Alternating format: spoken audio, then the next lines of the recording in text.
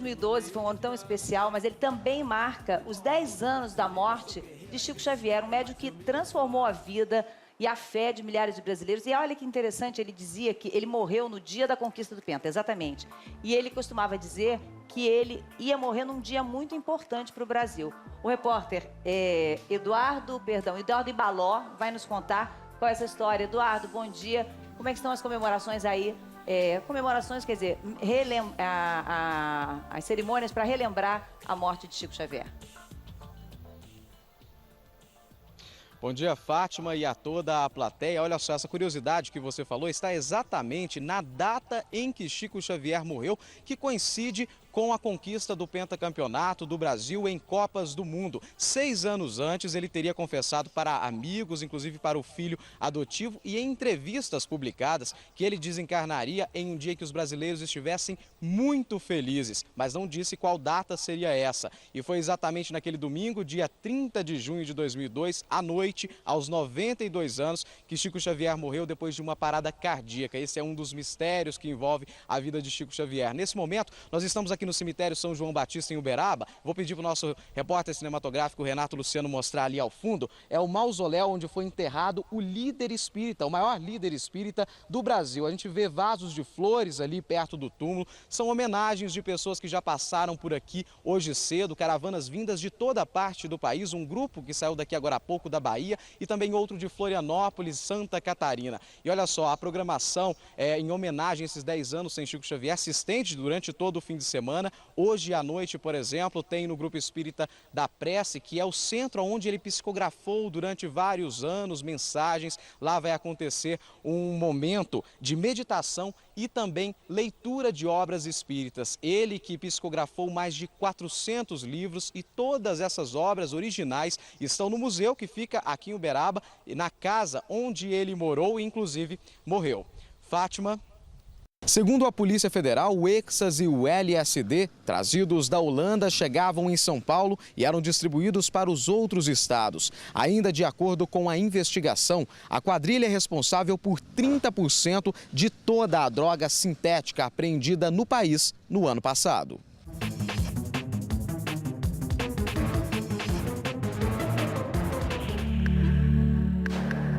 É a quinta vez que este homem tenta a desintoxicação. Ele usou cocaína por quase 10 anos e há 5 se viciou em crack. O mais necessário hoje para mim é aprender a lidar comigo mesmo. Porque a compulsão, se você fica nervoso, dá compulsão de uso. Dá vontade de você já sair para a válvula mais fácil. Nós que somos dependentes, que a válvula mais fácil de fugir dos problemas é a droga. A droga já é o principal fator de evasão escolar hoje no Brasil. O Ministério da Saúde estima que existam 2.800.000 usuários de crack em todo o país. 600 mil vão morrer por causa do vício. A pesquisa mostra também que 85% das mortes de dependentes de crack estão relacionadas à violência. A paciente que teve a bolsa furtada estava neste leito de enfermaria. Se essa câmera já estivesse instalada, seria possível identificar quem entrou no quarto e saiu com a bolsa por esse corredor.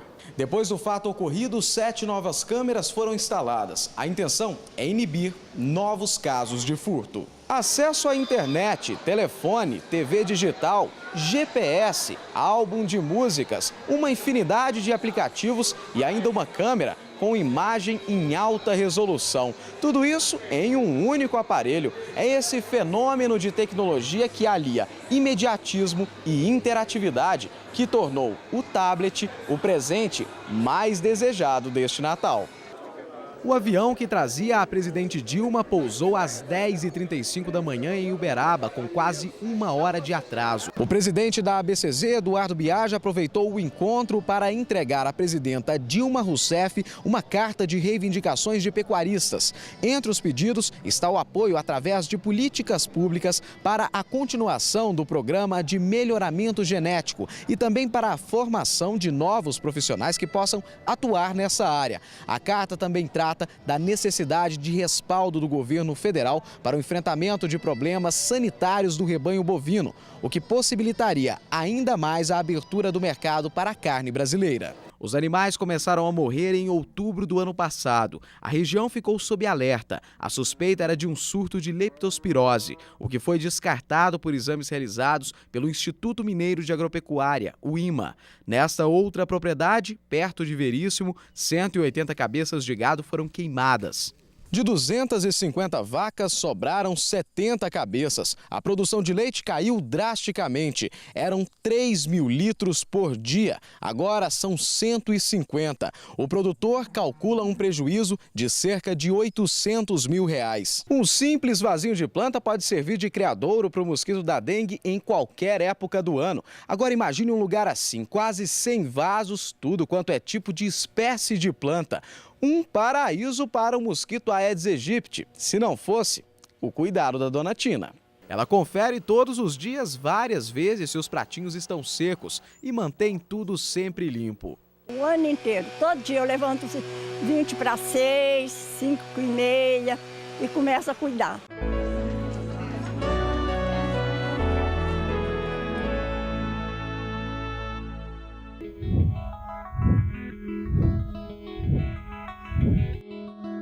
Aos 92 anos, cego de um olho, debilitado por problemas no coração e nos pulmões.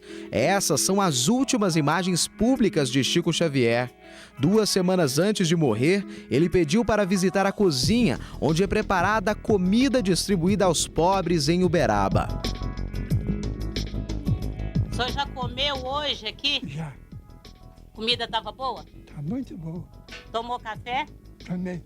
A volta para casa foi o último passeio de carro. O dia 30 de junho de 2002 amanheceu ensolarado. Os brasileiros tinham um motivo para acordar bem cedo naquele domingo, a final da Copa do Mundo entre Brasil e Alemanha. Chico passou aquela manhã aqui, na casa onde morava, e não assistiu ao jogo, mas já sabia o resultado.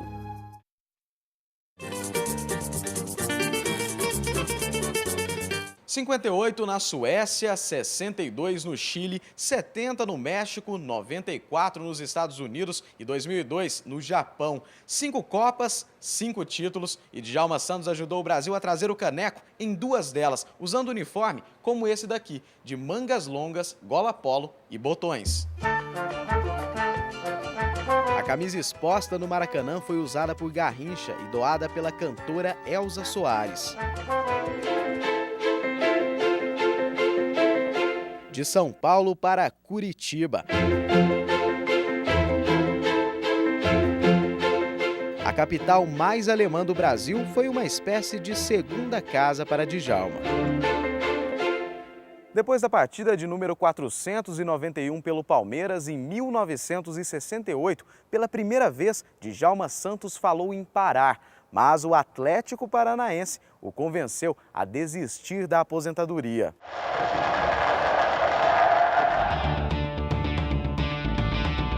As Copas que o Brasil disputou, lances memoráveis.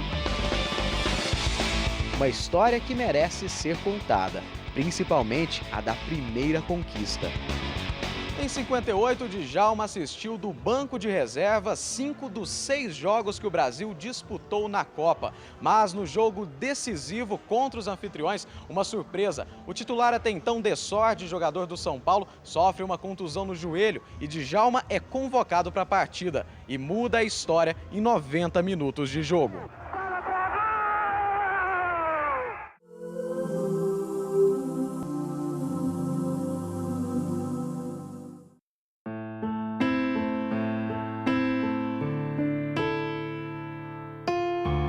De longe parecem vagalumes na escuridão. De perto, são homens e mulheres que caminham pela fé. Ave Maria, cheia de graça, o Senhor é convosco. Até a Romaria são 130 quilômetros. A maior parte do trecho é feito por terra. Agora já são 11h30 da noite, o grupo passou pelo primeiro apoio, já tomou um lanche. Daqui até o primeiro acampamento são mais de 45 quilômetros e esse aqui é o último grupo, o grupo de retaguarda, que vai exatamente ajudando aqueles que estão ficando para o final, né? É assim mesmo? Exatamente. Por enquanto está tudo bem, o pessoal aqui está tudo inteiro, né? Agora daqui a pouco a gente começa a alcançar aqueles que saíram correndo. E normalmente eles vão fazer companhia para nós. Quantas horas até o primeiro acampamento? Nós devemos chegar lá por volta de 10, 11 horas da manhã. Tá certo, boa sorte então, boa caminhada aí.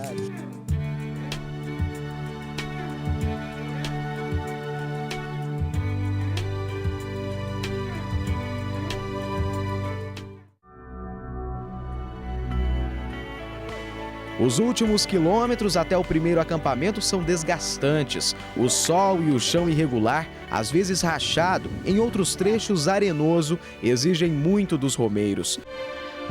No terceiro dia, o cenário muda. O asfalto quente e o calor de quase 30 graus obrigam as pessoas a caminharem com menos roupa. Tem gente que troca o tênis pelo chinelo. O movimento na rodovia MG-190 fazem os grupos seguirem em fila indiana. Nesse ponto, os romeiros estão perto de completar 100 quilômetros. É o trecho mais difícil por conta de uma subida de mais de 5 quilômetros. É também a parte mais perigosa porque a estrada não tem acostamento.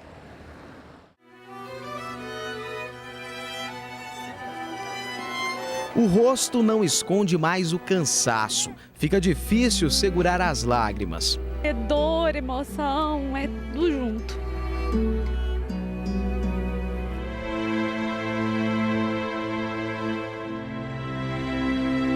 Na escadaria, os pés descansam. De joelhos, a maioria cumpre o sacrifício. Depois de 62 horas, esse é o ponto final da caminhada aos pés da imagem de Nossa Senhora da Abadia. A recompensa pelo esforço feito para chegar até aqui fica clara na emoção de cada um. A sensação é dever cumprido, né? E só tenho a agradecer minha família, o apoio e desculpa a emoção. O que você aprende aqui, você leva pro resto da vida.